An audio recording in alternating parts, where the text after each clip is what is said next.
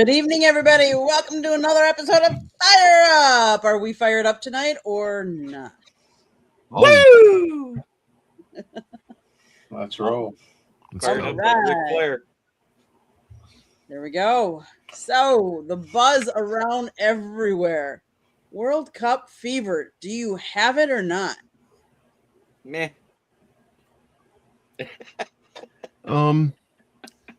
I guess since we have some of the games here in Atlanta, I would say I am paying a little more attention to it than I would in the past. I was going to say you had a blowout. You had a blowout today, Samir, in your neck of the woods. Mm-hmm. I have been paying attention. This is the only soccer I really pay attention to because it's usually the best players in the world playing, so it makes it a little more entertaining. Yeah. I think the divisions or the groups are set up so all the good teams make it to the round of 16. If you look at all these games so far, I mean, the only surprise so far was that Portugal tie with Caraca. Is that who they played? Right. Curacao. Yeah. And then Portugal? Spain tied with, was it Spain or Germany? Portugal played someone with a C, didn't they? Congo? Caraca, maybe? I don't know. But that tie, you expect Ronaldo to put things away like everyone else has. Like Harry Kane has 2 goals. Messi got 3 goals. You expect these stars to just play lights out in these rounds, and that's the way it's set up, and it's kind of funny. While we talk about all these individual efforts, everybody's neglecting that 4-2 victory that USA had. That's the first time in USA soccer history that they scored 4 goals in a game. In the World Cup, yep. I was getting there, Jeremy. I would just slow playing that one. I really was. Because no one's ever heard of Guadapen. You're muted. I don't even know how to say his name. But we could be in trouble tomorrow. Pulisic is looking to be a game time decision. And I don't know if he's really going to play. Apparently, he did something to his back and messed up his leg. That's what I heard as well. In Group A, Mexico did 2-0 over South Africa. In Mexico City, Korea edged Czechia 2-1. In Group B, Canada and Bosnia tied. Qatar and Switzerland tied. In Group C, Brazil and Morocco tied. Didn't Canada win 6-0 today? Yeah. Yeah. Heavyweight split. It was the first Haiti. Time in it was the first time in World Cup history that wasn't it like the second or third day that all the games ended in a tie, and that's the first time that's happened in that in World Cup history. I thought that was very unusual. But how about Boston running out of beer? Yeah. Can you imagine that? Just to let you know, they better be prepared because England is coming to town next, and they nearly drank Dallas out of beer. Mm-hmm. And that's who was there? Scotland was there. So the Scots were there. They drank all the beer in Boston, or New England. New England, not Boston, because they're playing in Gillette. So I'm assuming people don't realize that it's still a 45-minute drive, but somehow New England gets affiliated with Boston. Another 45 minutes. It's an adaptation over there. They're an adopted armpit of America over there in a sense. But I just think how what's happening now is that Americans are either 2 parts. Either they're joining it, or they're realizing how are these foreigners having more time, more fun than I am, and I live here. So going to the games, eating the food, exploring the culture, it's been really awesome experience. Where are you from again? I'm here in Florida. So I'm going to the watch party at the Panther Arena. I got 12 free tickets between myself and my wife. We got family, friends coming in, so it's first come, first serve. So what do you do with these? Say again? Is it just an all-day World Cup watch fest, or is it like a certain game? Or the one I'm going to, so in Miami and Brickell is all day matches, outside everything. At the Panther Arena is Colombia versus Portugal. Yeah. So depending on FIFA and your partnership, either you're allowed or you're not allowed. I've been seeing photos and videos of like stickers over Heinz ketchups and all these different brands and whatnot. Yeah. In case you haven't noticed, like all the stadiums are being called New York, New Jersey Stadium, Los Angeles Stadium, or LA Stadium, whatever they're calling it. They're calling it Seattle Stadium. They're just going by team. They're just going by state name or city name. Yeah. Because they weren't allowed to call it SoFi because somehow the rights were not.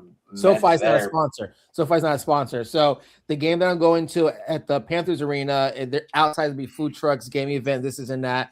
And then they have like 5 watch parties. I'm just going for Portugal versus Colombia. But I do want to go to Miami to see the whole. Nobody's arguing. The whole event. To see the whole event, just to really experience it. I had a really good time with my previous job for the Capital One March Madness, and there's a lot of free events out there in the community. Just don't take advantage of. Have you gone to any of the free events, Samir? Well, I'm actually going to a watch party as a part of a young adults group I'm with on Saturday, and I think the games that day are Netherlands and Sweden and Germany and Ivory Coast. I think the second one with Germany might be a good one, so I'm looking forward to that. That's one free event I'm going to. They have all kind of stuff, different festivities and watch parties, as you mentioned, right outside of Mercedes-Benz Stadium, Atlanta Stadium. So they have that going on. Yeah, I was looking forward to it. Yeah, I was driving by there on the way to work. They had a bunch of different international food trucks out there, so they've got stuff going on there. I think like this year is being World Baseball Classic. You have the World Cup. You have a lot of things are really happening are really happening over here. The Premier League is getting really big over here in the States, and Arsenal win and the Knicks win. Like, this is a really big year, and like in 2 years later, it's like the Olympics. So like this is a really hot summer. It's really cool. So it's not World Cup fever. Like, I'm a huge soccer fan, but Colombia's kicking butt. It's a really good time. Good match last night. I was up 12 o'clock watching the game, but it's really cool. It's really cool that North America is really representing Canada, Mexico, because I don't know what's like with Africa and Russia and China. Did they do this in '94 too, or did they just hold it in the States, or did they do it in all 3 in '94? I think it was just '94. I think it was just in the States. I think it was just the first time in North America. I thought it was in North America as well in '94. Not just the States. I knew they did. I knew that we had San Francisco, LA. I think that's where the final was, if I'm correct. The final was at Boston, New England. Oh, okay. I believe. I don't think it was at MetLife or New York. But back then, I don't think there were that many stadiums, but it's pretty cool. It's pretty. I bought the Fever. I bought some commemorative liquor bottles of scotch that I drink that had like FIFA stuff on it. So do my little collection. Bring them out. Show them off, man. Show them off. I know you kept the bottles. There might not be any liquor in there. I haven't drunk yet. I'm not a drinker at all. I'm just collecting bottles. Just collect the bottles. Show them bottles off. Let's see them. I'll make a post on the Facebook. I'll show them off. I collect bottles too. There you go. You got Detroit Lions colors too. That's it. I that's what I think World Cup offers that. I think World Cup really offers that. I think it's really, really an opportunity to get into merch, get into Fever, get in the sense of outside and doing something. Unlike the other sports, is just every day. It's a Monday. It's a game. It's week 5. It's week 15. Like right now, I think it's just a really good time to be a sports fan, or even a pretended sports fan, because it's summertime. So 94 was only in the United States. Brazil won the competition, defeating Italy in the final at the Rose Bowl in Pasadena, California. But the girls won that year, though, right? That I don't know. Let's see. That's one thing that's I like you said that, because women Arsenal won. They never spoke about that. the Women World Cup soccer team is a lot better than the men's soccer team for quite a few years. That's not really spoken about as well, too. So I know men's bring their dollars and everything, but again, women Arsenal won first. Women's national soccer team, multiple more gold medals, Olympics and regular summer, winter are kicking butt over the men's, and it's not really brought up. So hopefully it gets mentioned one way or another. But Adam brought it up first. I'm just curious, how do we make this person mad? Which one? Who's this? Irving Cruz. Like, it says make me mad. What do we got to do to make you mad, huh? We could do it. Probably give an opinion that doesn't fit his. That's what gets most of America mad anymore. It's ridiculous. What is it? Give an opinion that doesn't fit his. That's what gets everybody else mad these days. I will say that so far, the FIFA has said that they have shattered attendance records so far. Over 1.3 million supporters have attended games. There's also 16 stadiums. Correct. It's averaging 65,483 so far. What's who was that Fenway the other? Was that Boston the other day? They had 84,000. The tickets are cheap. They're like $40, $100, $200. They're really. What site are you? I was looking in the tickets. What site are you looking on? I'm curious. Ticketmaster. Like I'm looking on Ticketmaster, and for the tickets here, not for these games, but for like I would say, I think the bracket games, they're like ridiculous. Like there were the cheapest 300 level tickets that went for like $65,000. Like Super Bowl tickets, yeah. What are you? Are you looking at the games? Because even to sit in the top row of SoFi Stadium for that USA game was $950 to $4 to sit in the top row of the SoFi Stadium. Yeah. I think it might have been for like the bracket games, not so much. Are you talking about maybe the watch party was $65? No, not at all. There's no game. There's no way, dude. I've been looking at tickets. There's no way. Yeah, really? Yes. They're so expensive. It's ridiculous. Like you got to take out an extra home mortgage to go. It's kind of like a Taylor Swift concert. Yeah, like I mean, as I mentioned, there's Super Bowl tickets, basically. Super Bowl tickets too. Mexico versus Korea, 4,027. Colombia versus Portugal, 2,999. Is that the cheapest ones, or is that the good seats? Because it was on the news. Like it was on the news over Miami Garden that got like over here, Channel 7 News, 6, 4, whatever. They're saying like the tickets were just are just dropping. The cheapest ticket left in the field, Czechia versus South Africa at 374 on Thursday in Atlanta. Cheapest ticket left. Yeah, so for Saturday, StubHub, 300 level, on average about $1,400. Well, let's take consideration. What site are you on here? I'm curious. Like, where are you seeing the tickets? Now I'm on StubHub. I'm going to explain myself. So either I'm looking at all the games, which is one. I'm not looking at marquee games, which is two. And then I wasn't looking at marquee games either, buddy. The one she said, Colombia and Portugal, that's a top game right there. Let's look at some Czech games. Look at some African games. Let's look at smaller ones. But I would say that these resale tickets are pretty out there as well.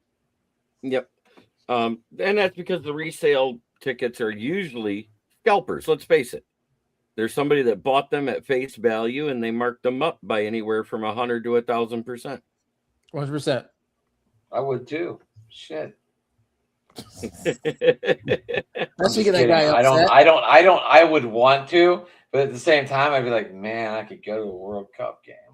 No, because my buddy went to Mexico and I was looking and like I priced things out differently. I spent $500 at a home run derby game in St. Louis. Trying to say like that was a straight value ticket that I bought off of somebody, and I thought it was fair because it was a one-time opportunity. Either go to All-Star game or home run derby. All-Star game is like a 90 in a game, but home run derby, everybody's pumping out, everybody's hitting. You see a lot more, so I valued the home run derby game over a regular All-Star game. So it depends what everybody's value are, But I just would think like my budget would be from $300 to maybe $1,100 depending on the game. And I'm over saying like to my wife, like, hey, if Colombia makes it, I'm flying to New York.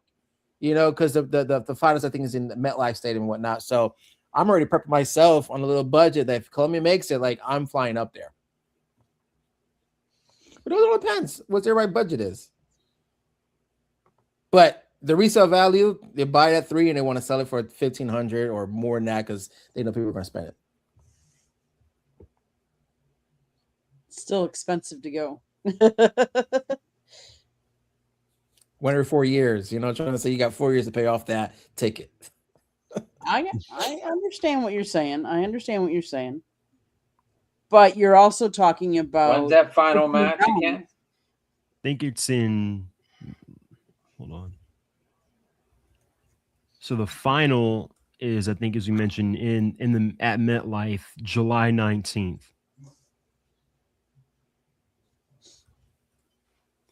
And then this is on SeatGeek. I'm going to look at SeatGeek and see. Yeah, tickets cheapest on SeatGeek are almost $10,000. Scalper. I think it's unfair that we're seeing this and we're blaming FIFA or blaming the stadium and whatnot. We I think it should be like an asterisk or a color code that says like this is a resale ticket, this is a secondary ticket. I think that should be put in the system somehow, some way, just so you know like spending more. You could always use that site from a former guest, a good friend of ours, Ticket Smarter. Yeah, I think there usually is, like, for example, when you buy NFL tickets on Ticketmaster, they will show the regular prices in blue, and then in pink they'll have, and then I think pink is more of pink is the resale market. All right, so on Ticketmaster, like you're saying, there's cheap tickets. I don't know if you call this cheap or not, but Sunday, July 19th is the final game in MetLife Stadium. Section 315, row 26. It's a resale ticket, $12,165. Well, the fact is resale. That kind of just answers that question right there. This is on Ticketmaster though. There's no regular tickets. Yeah, I understand that. Ticketmaster's going to get the percentage of that $12,000. I don't think that person bought it for $10,000 or bought it for $11,000 and making $1,000. No, that person probably bought it in a low, mid hundreds and is reselling it for $12,000. Smart person.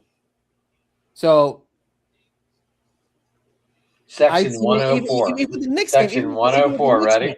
Even with the Knicks one, I've heard some people on the Knicks and they bought tickets for like $300, $800, $900. Then I saw some people bought it for like thousands of dollars.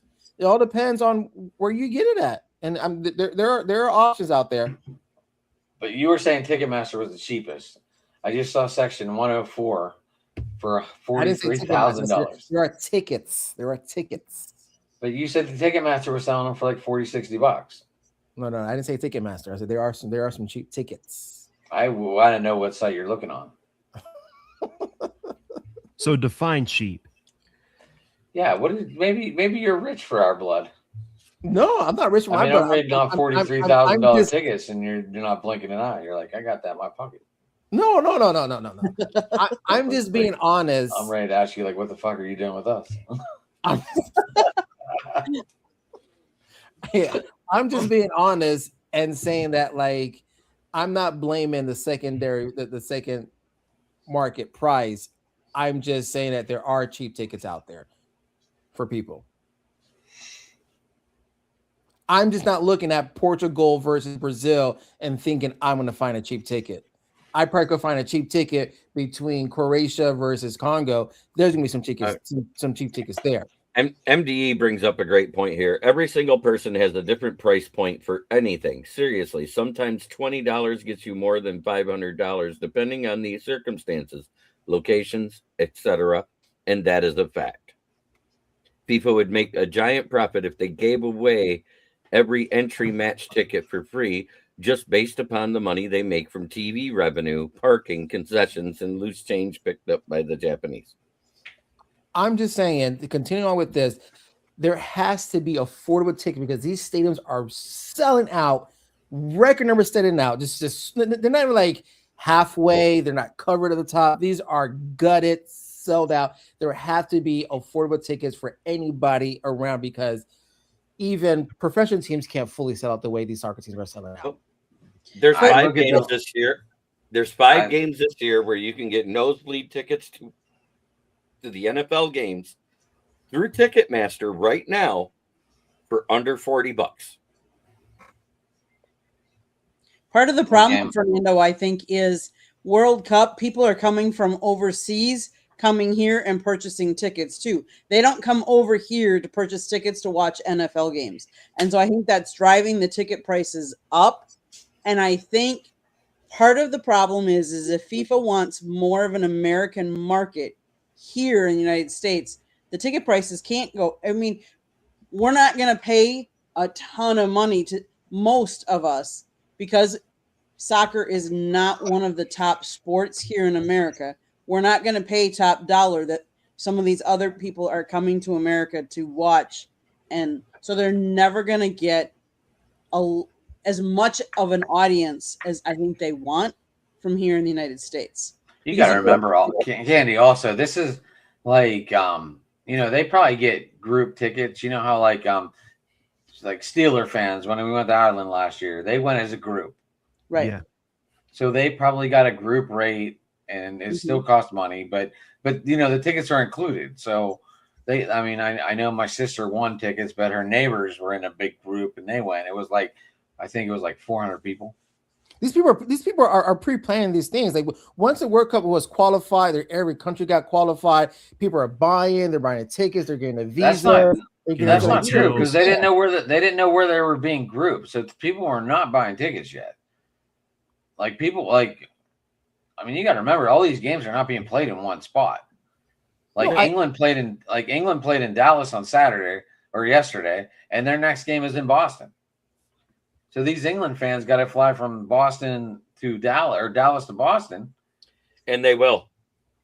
I know they will, Jeremy. I know that, but I'm saying it's not easy travel. Like, what if they have international travel? Like, what if they played in the Mexico Stadium or the Vancouver Stadium, or I don't even know what other sites there are outside of the U.S., but those are just two that came to mind. There's 4 sites in the U.S., 2 in Canada and 1 in Mexico. Is that correct? I thought we had 8. Wait. Okay, we have 8. Okay, I thought we had 8.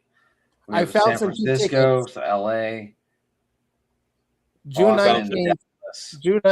I have $659. This is 328 row 2, 1 ticket, 659, and this is Portugal versus Turkey. Like, it's out there.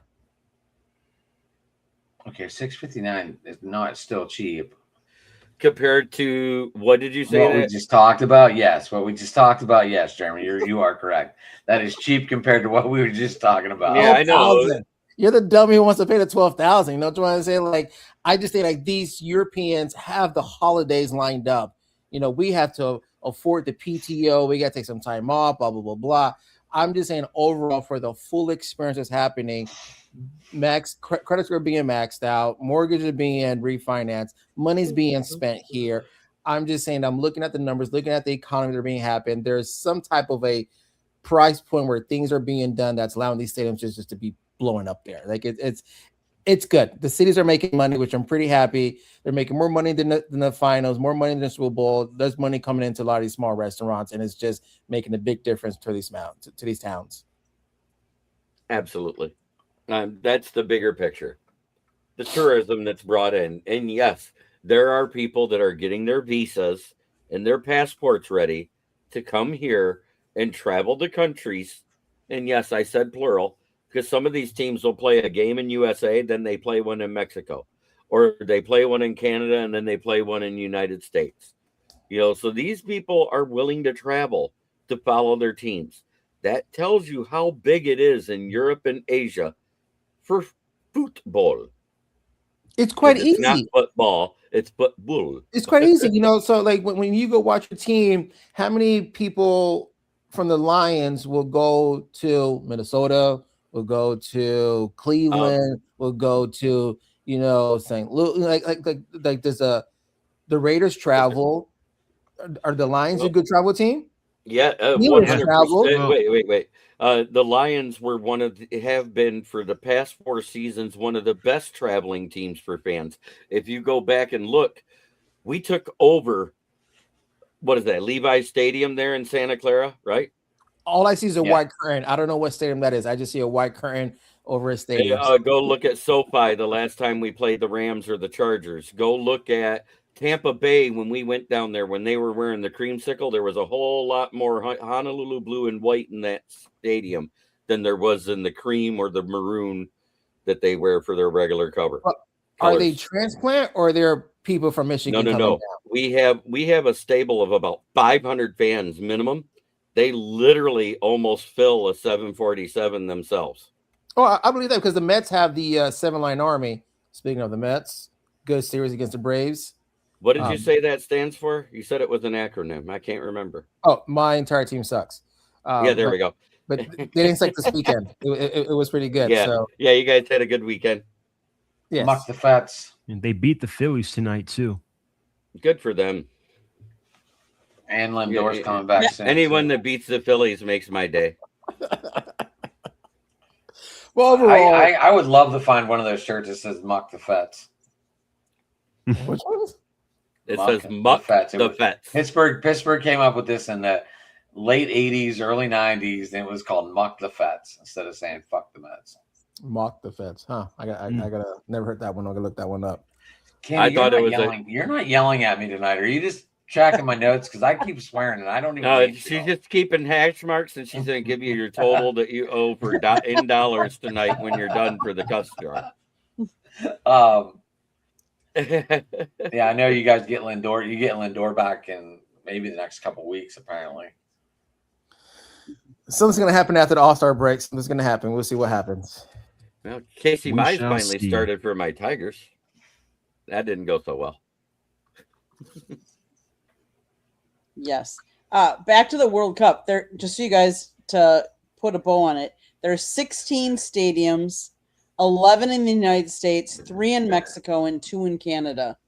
So I was right about the 2 in Canada. I got that right. Okay, cool. I thought we had 8. We have 11.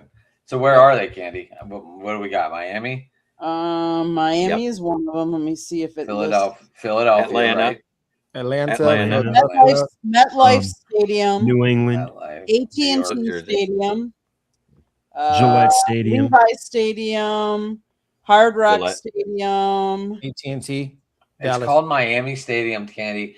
World Cup here. We got name. We're not allowed to say the names of the stadiums. We're not allowed. We don't have copyrights. No, we're allowed because we talk about the football teams too. They can't call it that for FIFA. All right, Seattle. Yeah, Seattle. BMO in Toronto. Toronto and Vancouver have a World Cup. Yep. Houston. Mm-hmm. I always forget about Houston. I did forget about Houston. All right, I'm not the only one. I don't feel bad anymore. And Lewin, Seattle. The only thing I absolutely know about Houston is in the list. Never mind, I won't go there. I'll be nice. It's June. You keep your mouth clean. At least one of us will. Anything else? I mean, let's face it. USA did really well last week, Friday. They have a much tougher matchup coming up. They play tomorrow. Tomorrow, right? At 2 o'clock. 2 o'clock tomorrow. 2 o'clock. Good. I'll be working. And there will be a watch along on our channel over there, Driving to the Top Productions at 2 o'clock. If anyone wants to jump in. So Sweden is dominating their group. Where they went 5-1 over Tunisia. Netherlands and Japan had a tie. Germany blew out Curacao. 6-7-1, baby. No, just 7-1. No 6 in front of it. That's why I was fixing myself. I said 6. You just wanted to say 6-7. You bad. You said 6-7. I didn't mean it like that. You're the one that jumped on. I just pointed out. You're the one who's going to start shaking your hands next. Ghana beat Panama, and England and Dallas had a thriller where they came back and won 4-2 over Croatia. England and Croatia. Oh, yesterday. 2 days ago. Yeah. That Harry Kane, baby. Harry Kane and Bellingham. Oh, you know what? Like soccer and hockey are the toughest thing to score on. You know, trying to say, well, football you got to catch, basketball you got this, and baseball you got to hit. But for soccer, for the ball to hit off of the foot and to go in, and to hit off of the stick and to go in, it's very difficult to that to happen. Right. Not only that, I mean, it's very hard to watch on TV. No, I'm just saying the Harry Kane's name is there was some not there easy goals, but these bounce goals are just ridiculous off the goalpost and like his goals. Yes, he scored 2, but one of them was like a give me. Like he got the soccer gods on him. For me, about soccer, it's the fact that there are ties. Like, I mean, there's only ties in the first round. There's only ties in the first round, though. That's it. Yeah. I mean, soccer ties in the NFL, so I disagree. Well, at least you have, you know, I'm talking more like I would say not necessarily for group play, but I guess it's invalid. But I mean, at least you have in overtime first. And I think MDE said it earlier that these ties will help the teams that get in through the 8th through 12th spots because there's, you know, that 8 through 12. What about points? It's about the points they accrue, and those ties count as points, isn't it? 2 points for a win, 1 point for 3 points for a win, 1 point for a overtime loss, and then 1 point for either the tie or the win. Correct? They also go by goal differential. Right.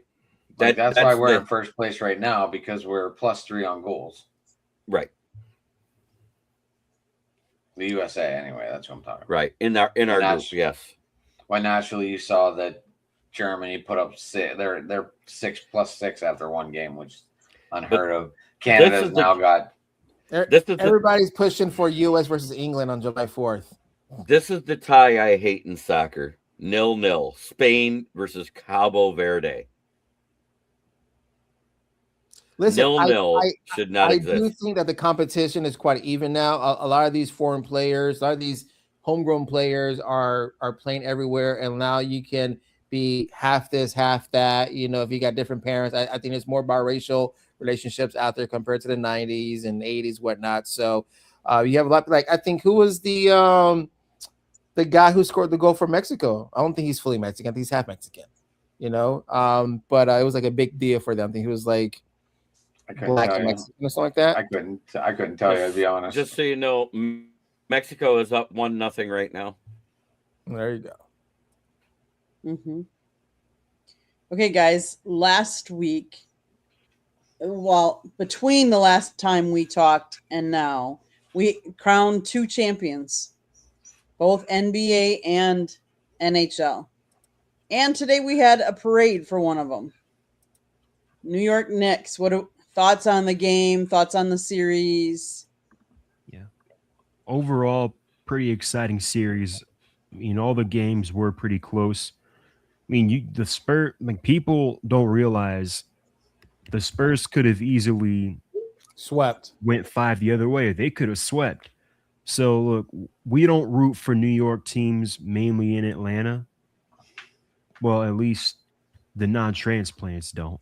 But I think you have to give credit where credit is due. You have to tip your hat to the Knicks. They were clearly on a mission. They came up short the last couple of years. They kind of pushed their chips forward this year. They made that coaching change, go and get Mike Brown. They moved on from Thibodeau, who built that team, took them to the conference finals, made them a contender, basically set a winning culture there. And Mike Brown takes them over the top. And people forget that they were down 1.21 to the Atlanta Hawks.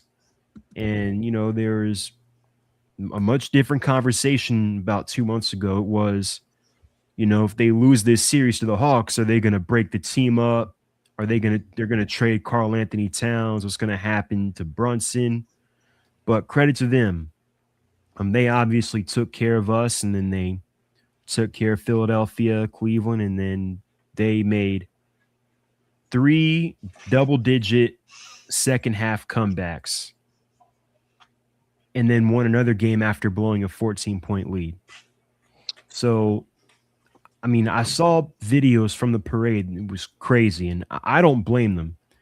And I was listening to a podcast earlier how a lot of cities have a team that they want to win or a team that they care most about or are passionate about. New York is the Knicks.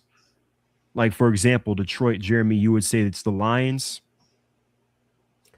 Right now, I'd say yes. Lions are the favorite team in Detroit. I think a close second. It's almost a tie between the Red Wings and the Tigers because both of those teams are storied franchises. And then the Pistons are coming in last because lately we just don't know what to think about them. Yeah, for sure. And I was thinking about that because, I mean, New York is a sports town. So, like, as big as the Giants and even the Jets and, you know, the Yankees and then the Mets and then the Nets are just there. Like, the Knicks are the team in New York. And I think the scene at the parade was evident of that. 2 million people showed up? I disagree. 2 million fans flooded lower Manhattan for the historic New York Knicks ticker tape parade of the Canyon of Heroes, celebrating the franchise's first NBA championship in 53 years. Dozens of floats, celebrities, and a concluding ceremony where the team was presented with keys to the city. Now, is the Lions a Michigan team? Yes.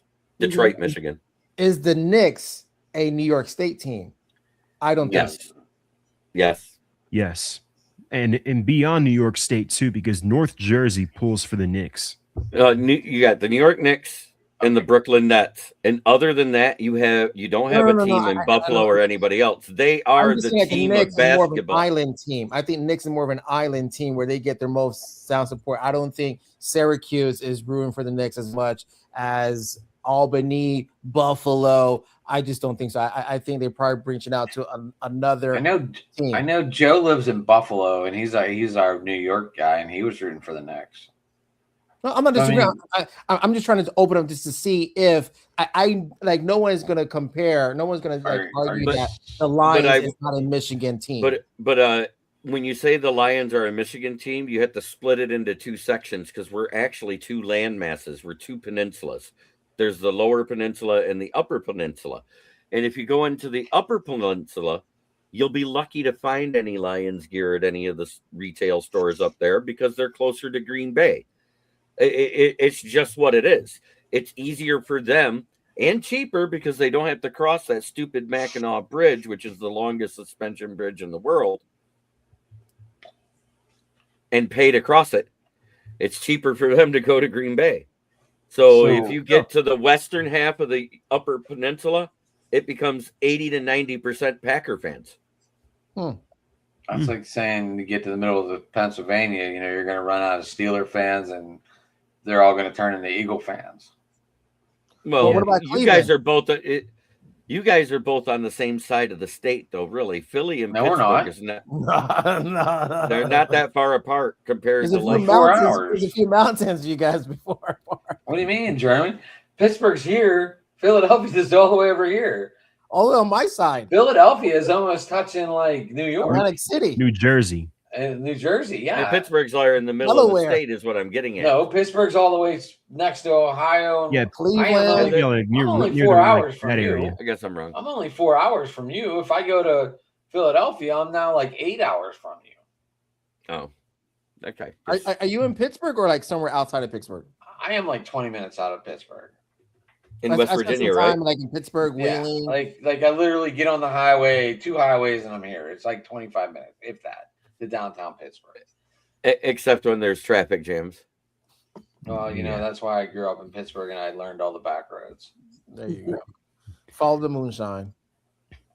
I live in West Virginia, so yeah, we could do some moonshine. Let's do it. I got a quart of it right now. Let's make some apple pie. So, Brian or me, you say so is the Heat the Florida team or are they just in that region?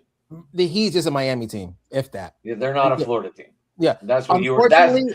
This is the only way I could figure out how to solve this problem. So the people of Miami are only thinking about Miami. They're thinking about people in Broward, Dade, West Palm Beach, Southeast, what this and that. It's just Miami. That's why it was the Florida Marlins. That's why it's Florida Panthers. Huizenga wanted everybody to like this one team. But when you have the Heat players are not going to Cuba to recruit volleyball players because they don't want to disrupt the Cubans, like you're only thinking about one demographic. You know, when you have Ozzie Guillen, who likes how Fidel Castro always wants to get killed, but goes out there and has some respect, and he gets fired the next day because he said something about Cuba. Like they make it very regional here in South Florida. Like it's disgusting. So to your point, we don't have another pro sports team in Michigan. So it is Detroit is about 80% of the state is who follows Detroit.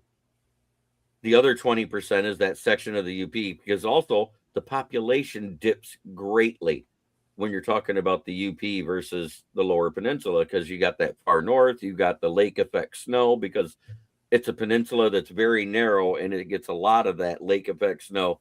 And if you want to understand what I'm talking about, that Josh and Jace from England that do their little shorts all about when they're traveling America. I know what you're talking about. Go look what they said about Michigan winters when they were here. They got there and there was no snow on the ground, and they get to their hotel, they walk in, the squalls start coming in and they freeze overnight. The waves freeze in the middle of the Lake Superior.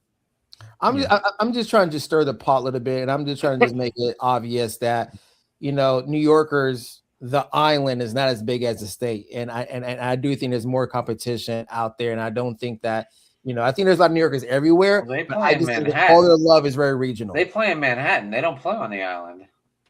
Well, it is the island. No, the Statue of Liberty is a whole different. Staten Island is a whole different place than. Yeah. But I'm saying there's no other basketball. I'm saying there's no other basketball. You know, the Brooklyn Nets is brand new to the island, which is Manhattan, all that type of stuff. Yeah, and then even then, like the Nets are not even the most popular team in Brooklyn. No. Like I was in New York not too long ago, and I barely saw any Brooklyn Nets gear. Well, they're awful. Well, yeah. I mean, like if you personally, look, when they were better off when they were the New Jersey Nets than moving to Brooklyn, because if you look, Jay-Z. they were more. That was all Jay-Z, right? I know, but Jay-Z. They were more supported when they were the New Jersey Nets. Yeah, because guess what? They actually won championships. They actually had a decent team. They would make Stephon the playoffs. Marbury, right? Makes it the playoffs. They made it to the finals a couple times. I don't think they won a championship. They made it to the finals a couple times with Jason Kidd, and they lost. You know what? You know who's my favorite player for the Nets? The guy with the long socks, Van Horn. He was my favorite big man. Keith Van Horn. He was a shooter. You're talking my era of basketball. I really enjoyed watching him when I was younger. Like he was out there. Did anyone pay attention to the Jason Williams kid playing softball? I didn't. I did. That was wild. She had 3 hits, 3 home runs, and then she got hit 5 times or something. Because she played for Florida last year, and then she transferred to Texas Tech, and Texas Tech and Florida played the first round of the softball tournament, and they hit her 5 times, and then she hit 3 bombs. Yeah, so I was seeing this debate not only on TV but also on social media. It was Rick Brunson. He's Jalen Brunson's dad and assistant coach on the Knicks, who played with Patrick Ewing in the 90s. He was on those 90s teams. He said even after they won that Patrick Ewing is still the greatest Knick of all time. But now has Jalen Brunson passed Patrick Ewing by bringing the championship to New York? I still don't think so. How many games played this guy has done? Huh? As a Knick, how many games played as a Knick has he had? So he just got done his 4th or 5th year as a Knick. He was a free agent from Dallas after they let him go. If he plays there 13 years like Patrick Ewing did, then yes, he will be surpassed. As a matter of fact, if he plays 10 years and he wins a championship and retires, he will be considered better than Patrick Ewing was for the Knicks, because all Patrick Ewing ended up being was a ticket draw. He never delivered a championship. God, to be fair, he played in a different era. That 90s was rough, man. Eastern Conference in the 90s was crazy. You got to go through Detroit. You got to go through Chicago, those boys. Indiana, obviously Miami, Chicago. Alonzo Mourning. Miami. Like, it was rough. No, Alonzo Mourning was the 2000s, Hawks. buddy. But still, Patrick's played into 2000 as well, too. No, later in the 2000s, because he was with LeBron in Miami, you remember? And I know he was with the Hornets. The earlier late 90s, early 2000s, when you have Van Gundy on the ground hugging someone's ankle. But the late 90s version of the NBA was different than the early 90s era that he's talking about when Ewing was young. But just to the point that Rick is not, or Bronson, he hasn't played that much to be considered. No, I agree. He has to play 10 years with the New York Knicks. And just the fact he delivered one championship, something Patrick Ewing never did. If he retires after 10 years, he will be considered one of the greatest Knicks to have ever played there. That's what I'm getting at. As long as he plays at least 10 years in all with the Knicks.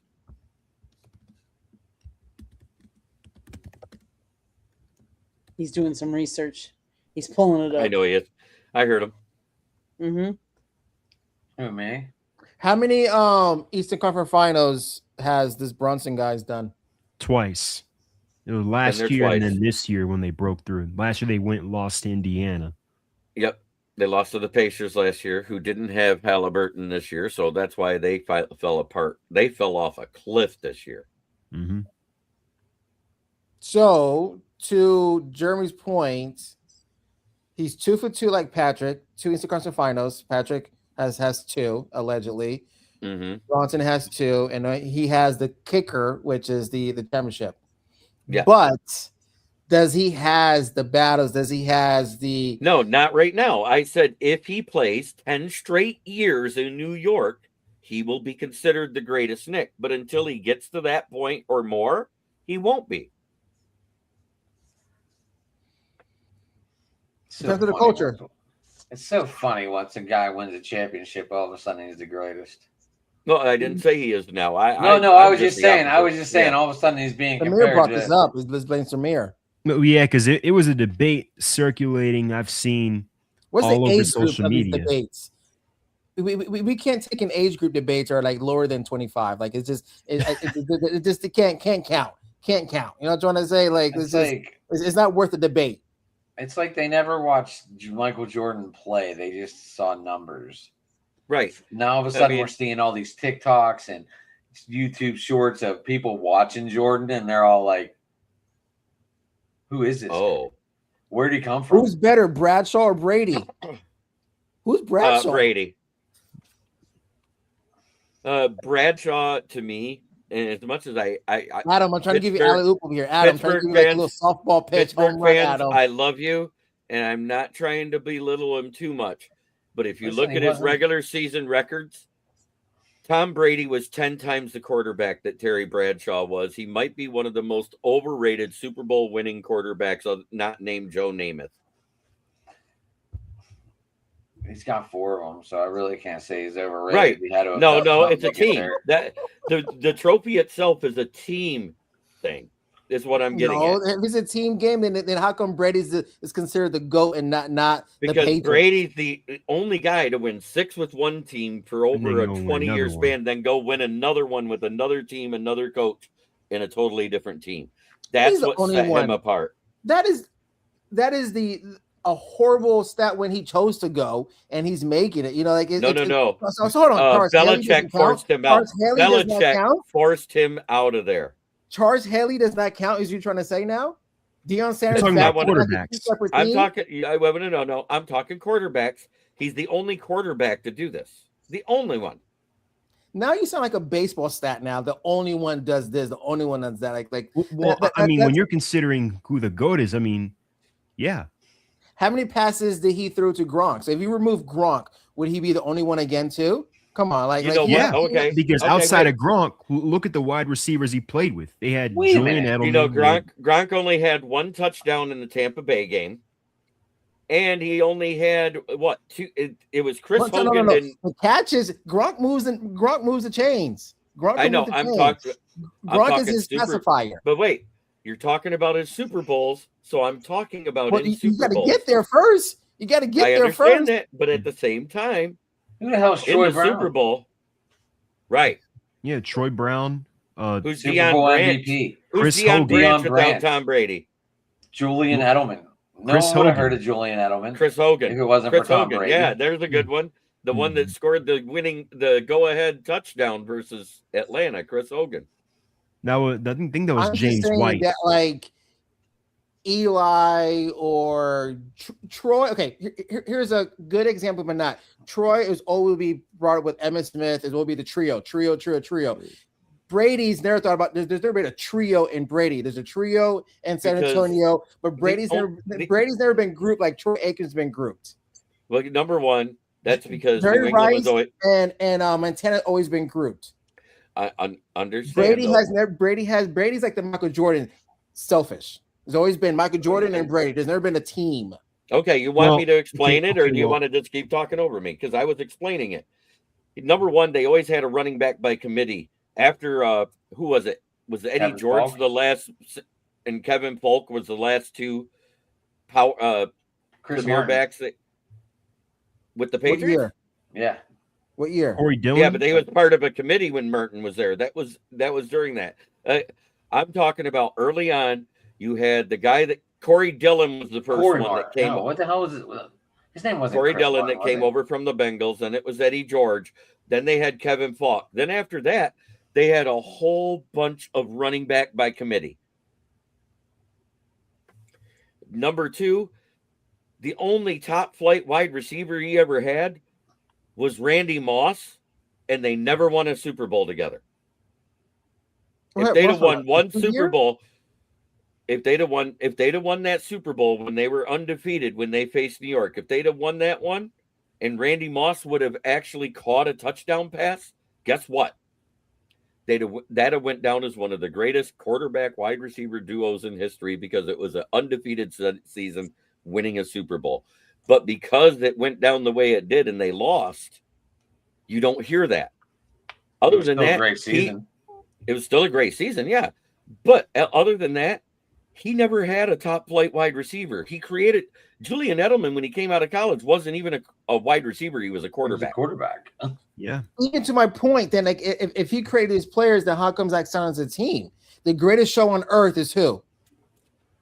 Well, Kurt Warner. the thing about that is Marshall Falk, Torrey Isaac Holt, Bruce. Isaac Bruce. I know. Yeah, and I was going to get to your point. There were times, especially later in his career, where he took pay cuts so they could go out and build the defense. Because when he was there, especially with Belichick, the Patriots always had an elite defense. They had, was it Ty Law, and they had, who was a lot? Bruce the linebacker. Bruce, Mike Grable. They had Asante Samuel. And then they had Richard Seymour as well. Who's the big Rodney Harrison? They had him for Rodney a minute Harrison. too. But they brought in people that Brady made. Right. Wes Welker. He made it work. Wes Welker was nobody without Brady. Look at when he went to play with Manning. What happened? He got a concussion his first game and then basically disappeared. They must have seen something in Miami to bring him to New England. Because he was a return specialist in Miami, and then that's when they brought him over. And then all of a sudden he turned into Michael Thomas Jr. because he was slant boy for New England. But Brady made receivers, and go ahead, Emmy. Finish your thought. Go ahead. I'm trying to finish it without sounding too arrogant because I don't want to. No, but Brady just made receivers. It was not arrogant. But the defense won a couple games. Yep. And then, of course, they had the greatest head coach of all time. Now, the Randy Moss argument, people forget that he had a couple years with the Raiders, and I think he was in his mid-30s, and people thought he was washed at that point. That's why the Raiders basically gave him away on draft night for nothing. And then he goes there and he resurrects his career. He sets the record for most touchdowns in a year. Yep. That was funny when Belichick called Randy Moss, and Randy Moss hung up on him twice on draft day. Did you guys ever hear that story? Yeah. This is not him. Who's pranking me? I've heard You want to know the most horrible draft story that has to do with Randy Moss? Oh, I thought you were going to say Malachi Lemon. The Detroit Lions, because it came out that he had a positive marijuana test during the combine, did not draft him and decided to draft the returning cornerback, Terry Fair, and the very next pick was Minnesota getting Randy Moss. These rumors. It's almost as bad. It's almost as bad as the Packers picking Tony Mandarich over Barry Sanders. Yeah, and it's not. Yeah. Who's that Barry guy? Is he good? Yeah, he was all right. I think he's one of 3 I running backs don't to think he average would've over done- 5 I yards don't- per carry. He's I overrated. don't think he would have done what he. I don't think he would have done what he would have done if he went anywhere else. I Yeah, don't know. but I He disagree. had no line. He has like how many? No. He actually Barry defended Sanders his is the Barry Brett Sanders. Favre with so many interceptions no one talks about. No, I Well, talk he's a about it all the time gunslinger. with Brett Favre. He was a Brett fucking Favre had. gunslinger. So was Troy Aikman. And as a matter of fact, if you go look, Troy Aikman His person. had Troy Aikman has a high a completion rate. His accuracy is pretty high up there. Yeah, but go look at his numbers. regular season. Go look at his regular season numbers. His completion rate isn't as high as you think. And then I was going to say, I think Troy Aikman is more overrated than Terry Bradshaw is. Samir, when did you get a mic? Recently, I just noticed it. I was like, wait, Samir's got a mic. yeah, I got one recently. Yeah, like 2 weeks ago, wasn't it, Samir? Yeah, I wasn't 2-3 here. weeks ago. So I know. we'll take this Candy question goes on break. vacation. Samir, All of a sudden, shit you comes put the up. audio? So because we're pushing into the 11 o'clock hour, maybe we should talk some MLB. I was gonna head over to Major League Baseball. Made an announcement today that they're changing the home run derby, and basically what they're doing is they're reverting to a swing-based format. So it's still going to be 8 players, but that make up the field, same as years past. But instead of trying to hit as many homers as they can during a timed round, participants will start each round with a finite number of swings: 20 in the first round, 15 in the second, and 15 again in the final round. All swings will count against a player's swing allotment, whether it results in a homer or not. However, a player who homers on his final swing of a round can keep swinging until he doesn't hit one out. What do we think? I mean, it feels like they're people got changing. hurt. Yeah, wasn't it Josh? Isn't people that were Josh getting Hamilton tired. got hurt? Yeah. People were getting tired. And there was like those who won the home run derby were like panned out at the regular season. Like it was just they were Well, just. guess what? it was If you just- look at what happened after the home run derby every year, the guys that are stroking the ball up to that point, they don't hit nowhere near as many in the second half of the season either. They filter out. Whether it's been with the time clock or not. I agree with going back to this format because you may see the next Josh Hamilton type run, and that's exactly the person you're talking about when he switched to wasn't he a Ranger when that happened? The Rangers, yeah. He started out with Yeah, the I mean, Indians and then the Reds and then to right. He was Yeah. originally an Indian, then he went to the Reds, then he went to the Rangers, and the Rangers is when he exploded. And he actually I thought he was a went to the pitcher to Twins. start his career. I thought he initially started with the Rays. It was with the Rays, and then I thought he started with the Twins. No, I know he was an Indian for a second. He started with the Rays. let me see. Yeah, Start with it the was the Rays. Rays. You're looking it up, Rays. Samir? It was the Reds, actually, not the Rays. It was the Reds, the Rangers, and then the Angels, and then back to the Rangers, and that was it. And that second run with the Rangers is when he hit the home run derby, when he became the power hitter. Because I know he was a pitcher early in his career, and he had a Tommy John's where he couldn't pitch anymore after he came back, and he switched to outfield. Is that right? I believe so. No, are you confusing it with Rich Ankle? What's his name? No. Not that. Keel. He was awesome. He was. He was awesome. I remember when years ago he came in to pinch it for the Braves against the Giants in a postseason game, and he hit a home run in extra innings to win the game for the Braves. I remember that years ago. Speaking of, would there be another John Smoltz who goes starter to bullpen and gets like 500 saves as a bullpen and comes back out and gets records with it as a starter? That'll never happen. I don't see that ever happening again. Well, the difference is now they know when people are closers faster.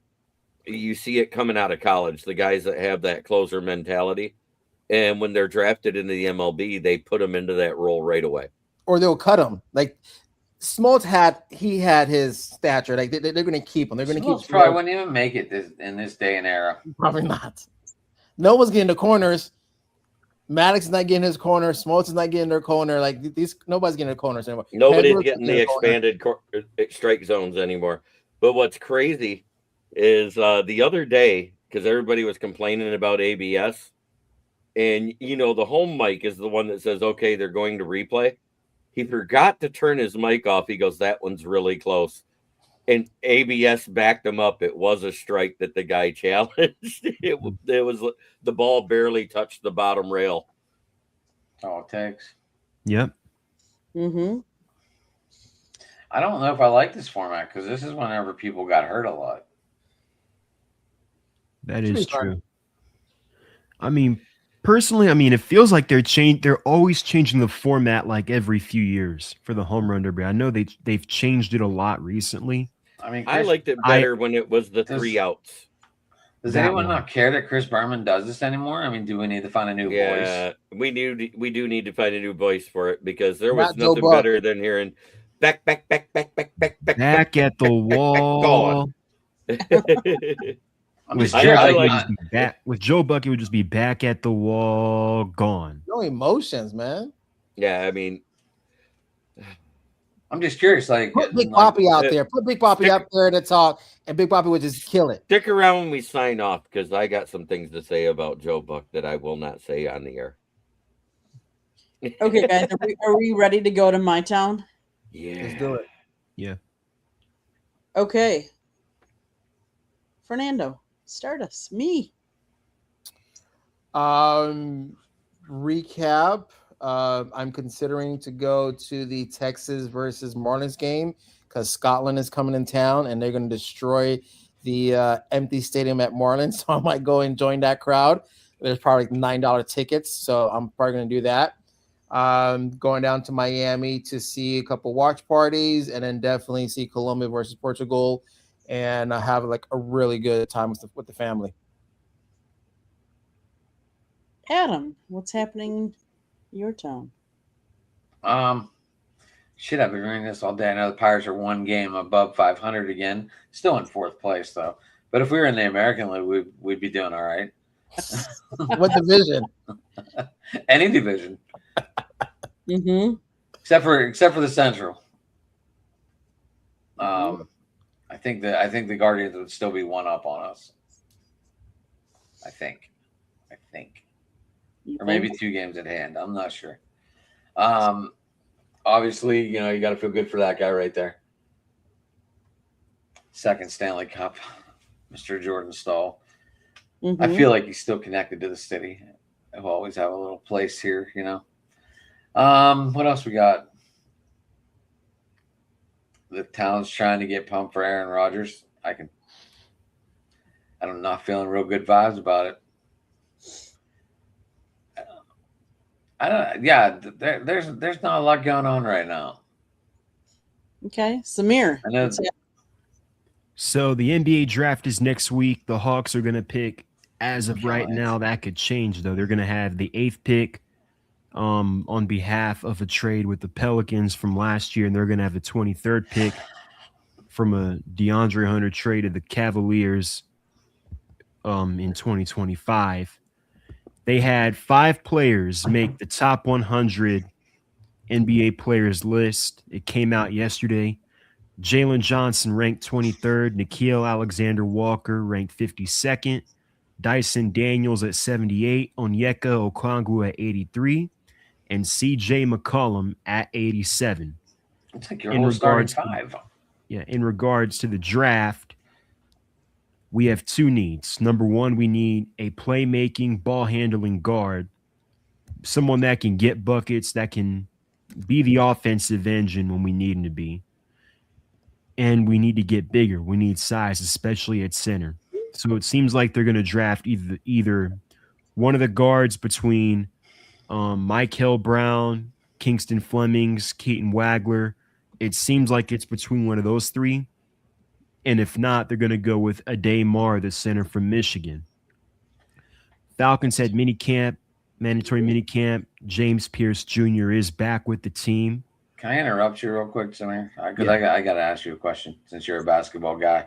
Do you feel that this is the deepest draft since about 2016-17?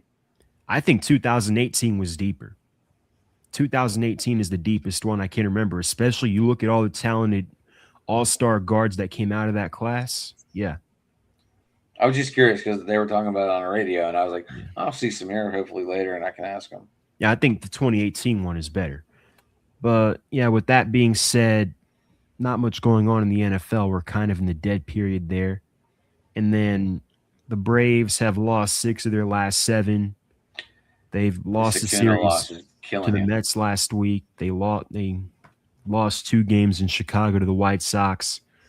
And they just lost a series at home to the Giants. The last game got rained out. I said it before the season, and despite their great start, it's come home to roost.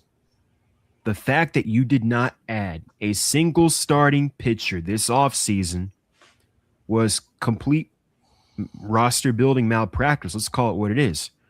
Especially now that Spencer Strider was placed on the 60-day IL yesterday. So he's going to, I think Walt Weiss mentioned they're going to shut him down for about 4 weeks. So then you've got to do rehab. So who knows when he's going to come back.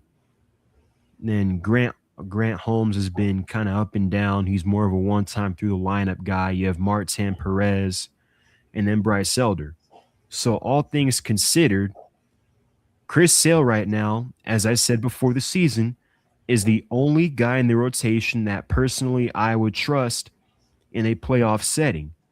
And in postseason, if you want to make a run and have a shot at winning a World Series, you need 3 reliable and healthy starting pitchers. Hey. Oh. Like in 2021, when we had 3 starting pitchers, Max Fried, Ian Anderson, and Charlie Morton, we won the World Series.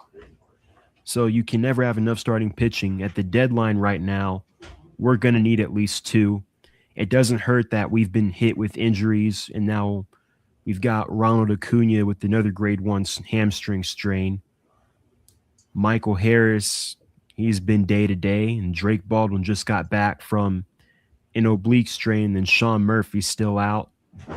So some injuries and then a lack of starting pitching, which should have been addressed in the offseason, is kind of causing really their first skid of the year. But look, it's June. They're still the second best record in baseball. They're 6.5 up on the Phillies. They've got a tough series with the Brewers coming up, and they're going to be facing Milwaukee's ace tomorrow at Truist Park. So that's it for my town. Nice. Jeremy. Well, I just put up a graphic for you. This is going to be a topic on my show tomorrow, but it's something worth talking about.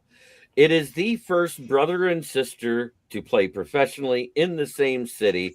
We have a brother and sister by the name of the Converse that are actually playing hockey. She was drafted in the first round for the PWHL lady hockey team that they have not named yet. That was a topic that was brought up on the radio today. And some of the names that the one host came up with, I was like, no, they can't call them. He goes, what if they said it was the Detroit Lady Red Wings? I said, that won't work. Immediately. That won't work. And then somebody said the hot wings, and then there was a couple other ones that I was just like, wow. Listen, but other than that, call Lady Red Wings and no. I think we knew the hot wings thing. The hot wings things would be marketable. I can say that would work. You could definitely market that. That would be yeah. I think that would work 100%. But the Red Wings one, no, that doesn't work when you're talking about a women's hockey team. Other than that, we got the Tigers, who started out the month hot. They're still doing well batting runs in, because in that first 12 games of June, it's the first time in the 125-year franchise history that they hit 30 home runs within 12 games. That's a pretty amazing feat, considering how good that the 1984 team was to start the season, who set the team record back then at 140 home runs. So that is my town. Okay, for my town, the Brewers are doing pretty good. They got some bad news, you would say. Quinn Priester will undergo thoracic outlet decompression surgery and is expected to miss 8 to 10 months. Is that from that pitch today? He will also have his first rib removed. No, he hasn't pitched for us all year. He hasn't pitched this season yet, but yeah, he's going to be out 8 to 10 months, they say. Crazy. There is speculation, and there's been all kinds of speculation, but there is speculation that Giannis will be traded this weekend. I could kind of, if they're going to make a trade, I could see them doing it before the draft, because if they're going to get some draft picks, they want to get that before. We'll see if that happens. Here is a Packers fact. When Lambeau Field opened in 1957, it was the first modern stadium built specifically for an NFL team. At the time, every other NFL team played in a stadium shared with baseball or another use. I just thought that was kind of interesting. Obviously, they've played only really football there. They really haven't done a lot of other things. They've thrown in a little bit here and there, but not like most stadiums that started out as, the Packers did play down in Milwaukee part of their season, but Lambeau Field was obviously made just for Lambeau Field. As far as around here, the only thing that I can say that I know that is happening is we are taking a little short trip. We are taking the weekend, and we are going to Key West. And we created a new YouTube channel. It's called Destination Discoveries Media Network. That's the QR code for it. I subscribed. Thank you. It's going to be a travel channel, and we're going to thank you. We're going to post our travels, and we'll have reviews up. We'll have places that we're going. So obviously when we go to Key West now here, we're going to have that up there. So we would ask everybody to subscribe to that channel that's the QR code for South Florida Tribune. But yes, Destination Discoveries Media Network. But as far as, I might as well go right into it. South Florida Tribune Publishing Company published a book, Lessons from the Microphone, Tuning into the Enduring Wisdom of Visionary Leaders. It is written by my husband, Scott, the Motor City Madmouth Morganroth. Talks about his 40-plus years in the industry. And it is available on Amazon, Barnes & Noble, Kindle, Google, and Apple Books. The audiobook is also out there. There's a link on our website, www.southfloridatribune.com, where we have a plethora of great content. Samir writes for us. Jeremy writes for us. I take pictures. Scott writes. I'm in that book. You are in this book, yes. So am I. And I think, I would say you are too, Fernando. You guys are on this platform because of me. Scott's a great guy. Show. I'm on this platform because of Scott. Yes. Oh, you're on this platform tonight because of Candy. For the last 3 years, I've been hashtag Team Candy. I've been trolling I've been doing it. Like it's always Team Candy. Yep. And I appreciate that. Bananas. I appreciate that. If you would subscribe to the South Florida Tribune, if you see that red subscribe button, that means you have not yet subscribed to us. Please do so, and then please subscribe to everybody else that is on this panel, because we all are out there giving up our time, and we're trying to get subscribers and views and all that good stuff. So please do so. Adam, how can people find you? Driving to the Top Productions on YouTube, which we are live on tonight, and I am on my Facebook page, Ad McNally tonight. You can also get me that Sports Talking It on Twitter, which is right below my name right there. Look, I did it on the right side tonight, Jeremy. I didn't pull a Jason and go, Jason on our panel is always good. He I don't know what he's looking. I don't know what he looks at, but anyway, yeah, you can get me there, and there, and I get back to people. All right, I'm passing the stage off. Me, how can we find you? Fernando. Holiday Vargas. Not too much action going on my pages. Holiday Vargas. But I think it's been a really good experience coming in here every Thursday. You can find me every Thursday night with the team. Adam is back. Is Adam back, or he's just doing a little tour? As long as I get done work, I will be here. I got home so late last night, like I just didn't even do my own show. Jeremy, I didn't blow you off. I just didn't feel like getting online. I know. I was happy you didn't.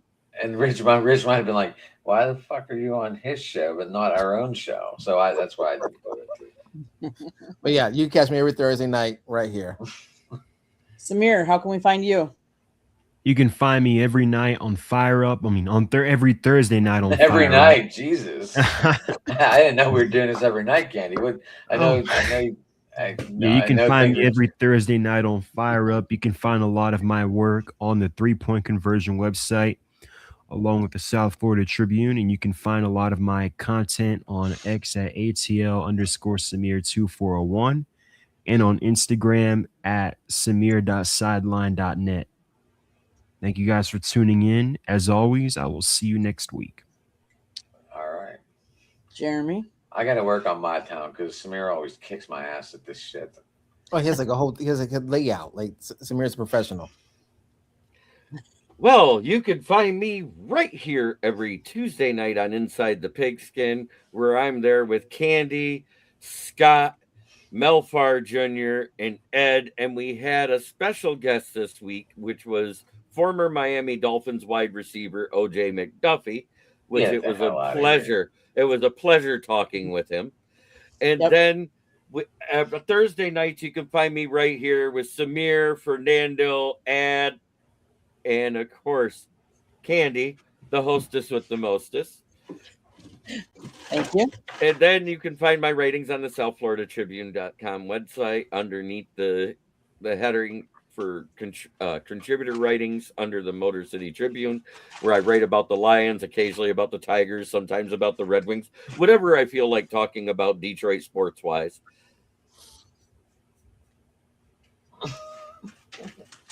And then, of course, you can find me on my channel, which is KCB Sports Network, where I'm live even when I'm on here because I stream it to my channel. I also go live into my Twitter, which is at Smokin' Jeremy. You can find me on Facebook, Jeremy Ballrick. You can find me on LinkedIn under Jeremy Ballrick. And that pretty much sums it up. I'm everywhere. Damn. 737 subscribers just before going live. O.J. McDuffie, get the hell out. It was great. Yep. And he'll be on again. He wasn't just a one time. Super duper. Yep. Super duper. Yep. We gained one during the show. 700. So quick update. We gained one during the show. 738 subscribers.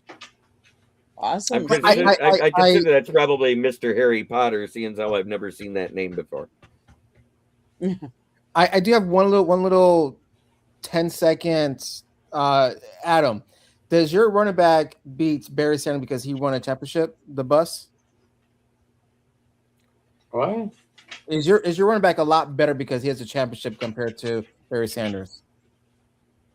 Jerome Bettis. Yes, the bus. They're two different style running backs for one thing. Yeah, But wait. But just in the whole running back conversation, the fact that he has one championship, is he better? That's like saying Heinz Ward is better than Calvin than Megatron then, because he has 2 championships. Well, And Jeremy's going to jump through the camera and rip my head off. I'm not saying that. I know what you're saying. You are agreeing that that's not the case. That's what I'm saying. Right. I'm just trying to confirm that the other rings. I think you're just doing what we talked about. Consider the best. I think you're just doing this, Stirring like the pot. trying to stir the damn pot. Just trying to stir the pot. Put it this way: when you say the best in football at running back, 3 names rattle off the Hey, what top. about this one? What about this one? Daryl Strawberry. Yeah. Hey. But anyways, when you rattle off the best running backs, the name card. you. Oh, one my black. Yeah, there you go.